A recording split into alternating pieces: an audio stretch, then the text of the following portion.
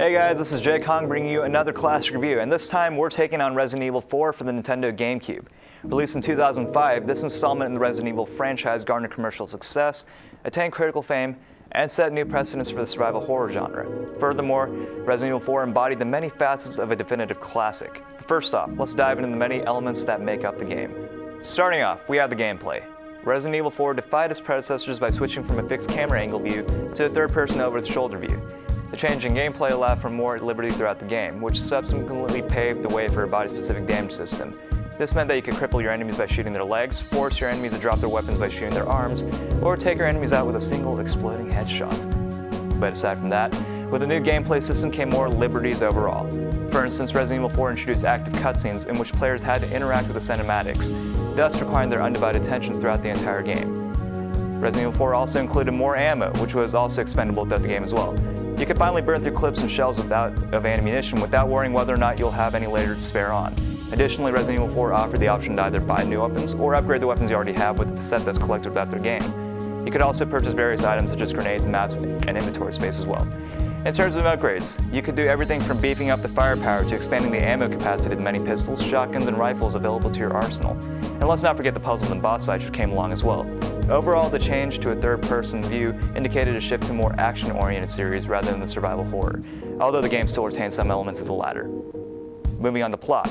What can I say? Resident Evil does it yet again. With the fall of the Umbrella Corporation, the T-Virus is no more. No zombies, no Nemesis, no Wesker. But that's not to say the game would hit a roadblock in terms of storytelling. The story picks up in 2004, 6 years after the events of Resident Evil 3 Nemesis. Having already experienced the horror of the Raccoon City incident, Leon Kennedy is now a member of the U.S. Secret Service. After a brief recap of the past events in the series, the game opens up in rural Spain where Leon Kennedy is investigating the whereabouts of the kidnapped U.S. President's daughter. Naturally, Leon senses that the locals aren't in the right state of mind as soon as a villager attempts to murder him.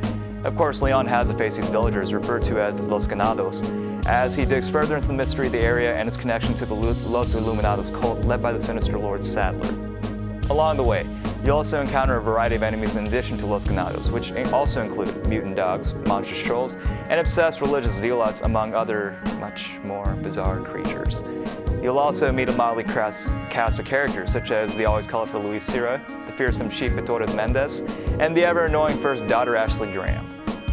Looking at the graphics, the smooth look of the game complemented the faster-paced action of the new gameplay. The greater resolution of the game also provided the gory details necessary towards a survival horror game as well. The graphics of Resident Evil 4 added to the new experience of the new over-shoulder perspective, providing you with the impression that you were experiencing Leon's actions yourself. You actually felt terror when running from pursuing enemies and breathtaking suspense when navigating through dark hallways. And let's not forget character designs either. Could Leon possibly look any cooler than this? Aside from that, the graphics allowed for much sleeker character designs and animations, which most of the game's predecessors ultimately lacked. In addition to the other elements of the game, Resident Evil 4 also holds a high replay value. Upon beating the game, players have the option of either traversing the game yet again with prior save data, or rising up to the challenge of the more difficult professional mode. In addition to the expanded difficulty modes, Resident Evil 4 also boasted the Mercenaries mode, which allowed players to enter a challenge mode, requiring players to eliminate as many enemies as they can before the timer runs out. Within Mercenaries mode, players had the option of choosing between Leon, Ada, Krauser, Hunk, and Wesker, each with their own unique weapons and characteristics. Resident Evil 4 also included assignment Ada, which chronicles Ada Wong's actions and involvement throughout the story. And of course, what's a Resident Evil game if it didn't have unlockable costumes as well? Overall, Resident Evil 4 redefined the genre and delivered upon the high expectations of the franchise. Whether you're blazing through the story mode or blasting it up in Mercenaries mode, this game is sure to be a favorite to fans of the survival horror genre. So until next time, this is Jake Hong delivering yet another review with Video Game Hour Live.